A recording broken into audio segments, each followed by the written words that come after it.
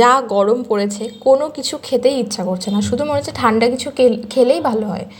Ice cream হোক, ঠান্ডা কোনো কোল্ড ড্রিঙ্ক যাই হোক ভালো লাগবে।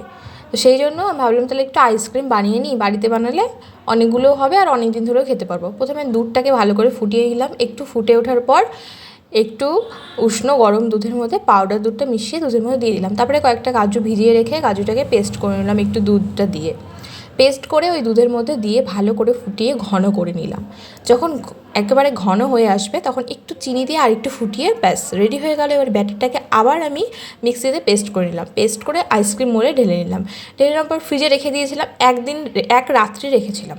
পরের দিন সকালে ব্যাস খুললাম, কি সুন্দর হয়েছিল আইসক্রিমটা, যেমন দেখতে টেম্পটিং লাগছে খেতেও দুর্দান্ত টেস্ট হয়েছিল। আপনারা বিশ্বাস না হলে অবশ্যই একবার বাড়িতে বানিয়ে দেখবেন, মানে গরমের মধ্যে জাস্ট অসাধারণ লাগছিল এটা খেতে।